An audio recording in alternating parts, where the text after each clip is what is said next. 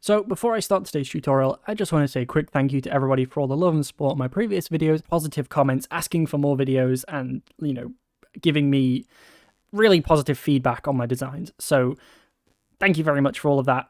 And anyway, let's get on with the tutorial. As you venture further into the Create mod, you'll quickly learn that the vanilla ways of doing things sometimes don't really cut it and are often more complicated than they need to be. So sometimes you need something with a little more oomph to get your factories up and running. Quite often, these kind of things can be helped along by our good friend, the encased fan. Not to be confused with the encased chain drive, however. They're useful in many situations, such as flinging your friends off cliffs, or pulling them back up the cliff you've just thrown them off. However, their main purpose is for the bulk processing of resources, using lava for bulk blasting, water for bulk washing, campfires for smoking, and soulfire for haunting. Now, I know what you're thinking. If this is one of my simple builds, that means we can't use any nether-gated resources, such as quartz, blaze burners, and therefore brass. However, the soul sand, you can actually get that in the overworld now. Since 1.19, you can now find soul sand in the overworld at the center of an ancient city, as there's blue flames under the big portal block. And, well, it's a pretty big undertaking if you've not even been to the nether yet, and it's possible. That doesn't mean it's easy. Just be sure to take a lot of wool, so there's no unwelcome visitors. So for the design, each of these processing units are built nearly identical, with only a couple blocks in front of the fans changing to the needs of each machine.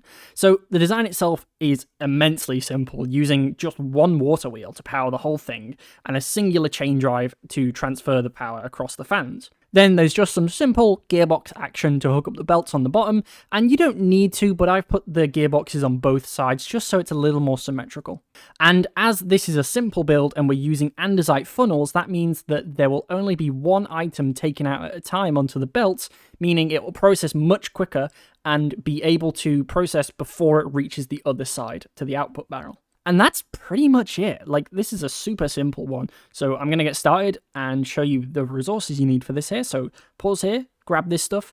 And bear in mind that while this looks like a lot of stuff, this is for all 4 processing units and kind of like the little floor area and decorations in between that I've shown in the test world here. So to start with, we're going to take our center block and we're going to go out 1, 2, 3, 4. And we're going to fill that in with our floor block. And then on the 5th one, we're going to do our border block. For this, I'm just going to be making my floor out of smooth stone and stone, just for simplicity. You can do something more fancy with yours if you really want to, but it's up to you. And then we're going to do this in all 4 directions. So 1, 2, 3, 4, 1, 2, 3, 4, 1, 2, 3, 4. And then 1 on each corner. And then we're just going to take this and fill it in to be a square. So it should be another 4 blocks and then the corner. And when you're done, it should look something like this. You should have an 11 by 11 square. So from here, I'm actually going to mark out our corners, because that just kind of makes it a little bit easier to fit the modules in. So we're going to go 1, 2, 3, 1, 2, 3, 1, 2, 3. You can use any block you want for these. I'm going to be using stone brick and strip spruce just for my decoration stuff, because I think it's a nice block, and it's just, again, nice and simple. So once you've done all 4 of those, you can see we now have 4 slots here to put our 4 things in. Next up, we're going to run the conveyor belt across the entire thing. So we're going to take 1 shaft here on the very end, 1 on the other far side, and then just literally run 1 belt between them. Now, what I like to do here is if you get an encased an andesite casing, you can actually click these onto the conveyor belts here to give them this more structured look and make them look a bit nicer. And then we can also place some trapdoors on the end just to cover up the shafts here, but you don't have to do this. I think this just looks a bit nicer. And then after that, we're going to do a barrel on either side. This is going to be our input and outputs. And then just 2 funnels on either side of that. And just a row of slabs over the top like this. And this is pretty much the front of the thing. And once you've reached this point, we can mirror this to all 4 sides. The process of building these is pretty much identical, so you can kind of production line them and do it 1 step at a time across the whole thing. And it's probably quicker than building each one individually 1 at a time. You just do all your barrels, you do all your funnels, and work it that way. So now you've got your basic setup done. We'll do the fans in just a second, but first up, we're going to take some temporary blocks, place them in front of these, and then use these to place in our framed glass trapdoors. What these are going to do is they're just going to stop the particles from the fans from spewing out, because if I break these here, you'll see that those particles come way out, and you don't really want to be in the way of those, because, like, for example, the ones for the haunting here, they actually give you, like, some blindness and some other weird effects, so you don't really want that while you're wandering around your base. Now, one thing to note is that when you're done placing in all your trapdoors, you're actually going to have some left over from that initial amount that you gathered from the resource list, but don't worry about that, because we do actually use them again later. It's just I'll show you that when it's relevant. Essentially, we're just going to be doing a second layer of trapdoors on the water and lava machines, because it holds back the liquids. But I'll show you how to put those in when it comes to it. So next up, we're going to add in all the fans and chain drives. So we're going to take our stone bricks, and we're going to go level with our funnels here. And we're going to go 2 blocks, like this. And then we're going to hold shift and place these down. And the reason we're holding shift is because if you don't, Create actually places them facing towards you, but when you shift, it places them blocks facing away from you in most occasions. And it just makes it a little bit easier to place down like that. And then, of course, after this comes the chain drives, and we're going to go 1, 2, 3, 4, 5, 6, 7 across the back like this, and then we're going to take an 8th one, except we need to rotate this. So either you can place it in from above, or you can take a wrench and just rotate this so it's facing this way. This is a really weird quirk with chain drives where they actually connect like this. It doesn't look like they do, but they actually are connected here. So even with just grabbing a creative motor, you can see that even if we do rotate it, it does actually work like this, and it will keep going, even if they're facing other directions like that. I also forgot to mention, on the left side of each of these units, we're just going to fill in this wall with stone bricks like this. Technically, I would do some gearboxes and hook up the belt to this side, but in the essence of saving resources, I'm not going to do that this time. So from a top-down perspective, you should be looking a little something like this. So once you've got your chain drives in, we're just going to put a line of blocks over the top of these fans, and then on the right side, where we have this extended downward-facing chain drive, we're going to do 4 blocks like this, but leave these bottom 2 of the wall open, because this is where we're going to hook up the water wheel to power this belt as well. So then the final piece of this puzzle is the water wheel, and we're going to start that by finding the 4th chain drive in from the left. So 1, 2, 3, 4, and we're going to do 3 glass on the middle like this, on both the bottom and top. And our water wheel is going to sit right there in the middle. Now, the way I've placed this is actually wrong, so I wanted to explain this here. So you can see the water wheel here has these paddles, right? And if you look, this is facing the wrong way, so the water is going to be flowing in a clockwise direction. We want the paddles to represent that. So if you hold shift, you can change the direction at which the water wheel is facing.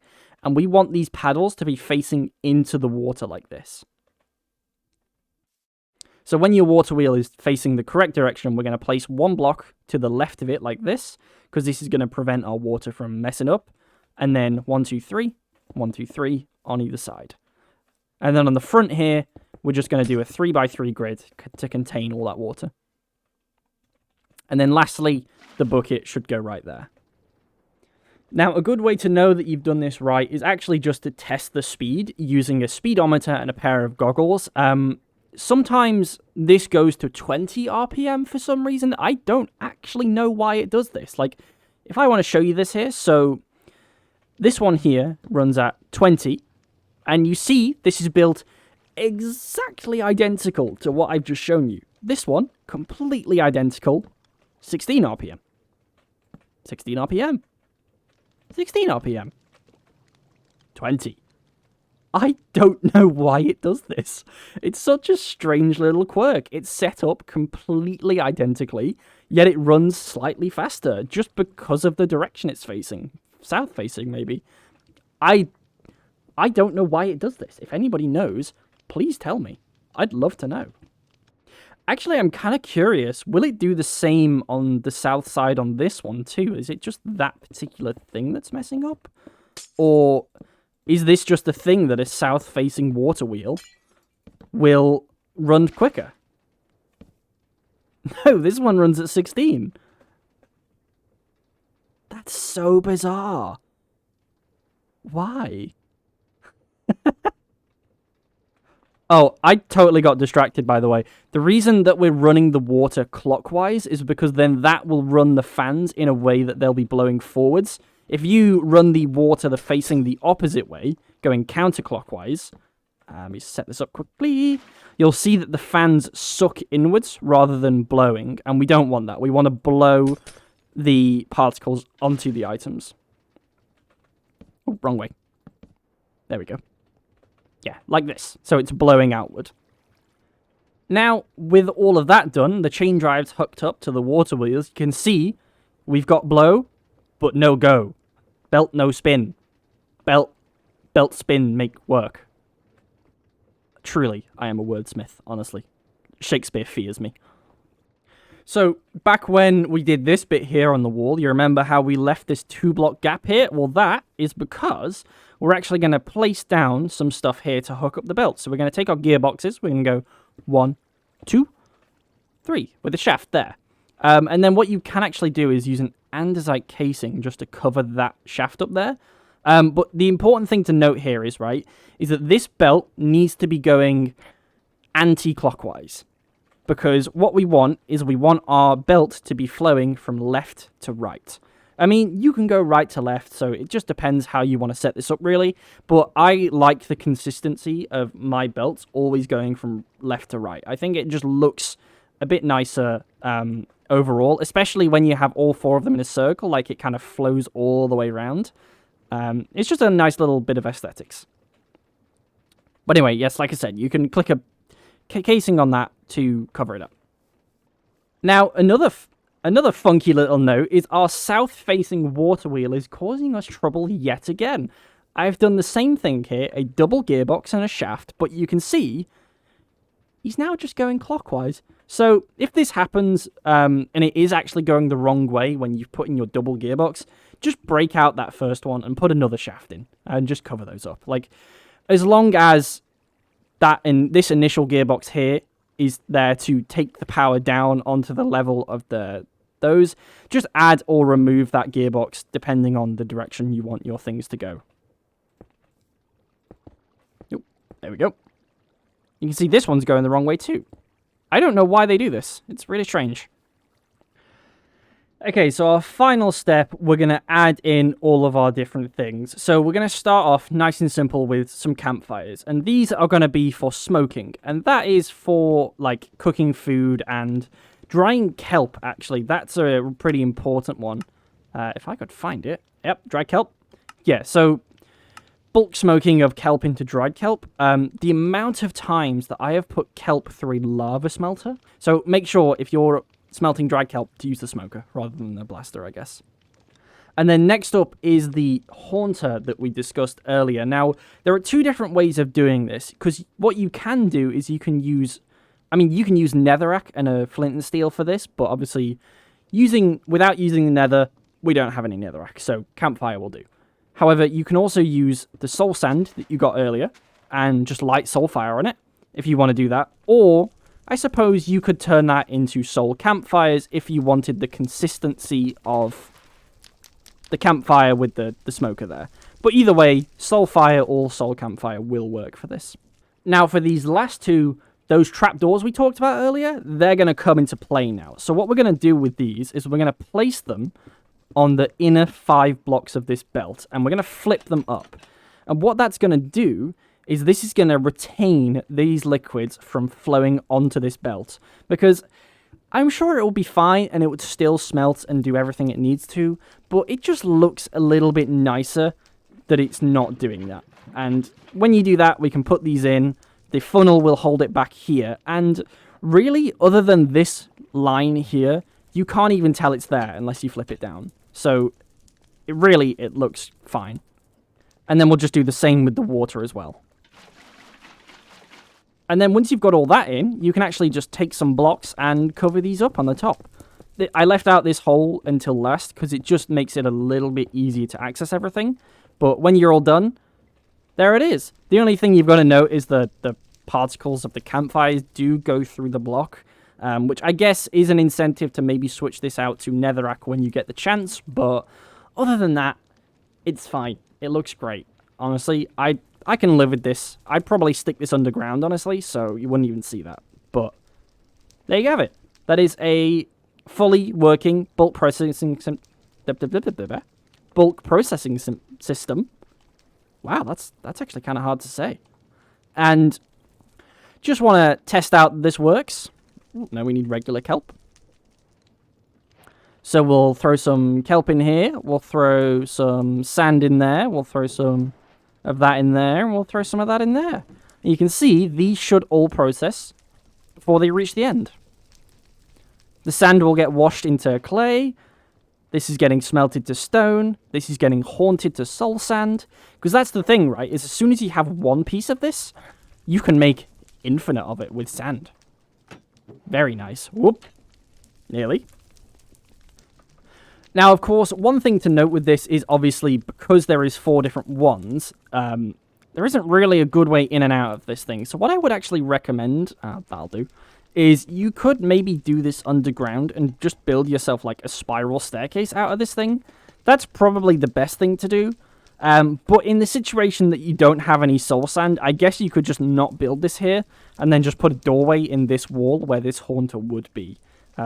This is only in here because technically you can now get soul sand in the overworld. This is a stretch for a simple build, but it's possible.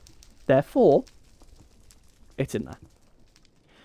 But either way, I hope you guys enjoyed this tutorial. It's kind of like, this one took me a bit longer to put together. I've been a little busy IRL, and I did feel a little bit rushed on it, so if this one isn't as good as the others, then I do apologize. I'm hoping to cover some more stuff sooner, get another video done relatively soon, so keep an eye out for that. Thank you for all the love and support, and I'll see you soon. I got good stuff in the works.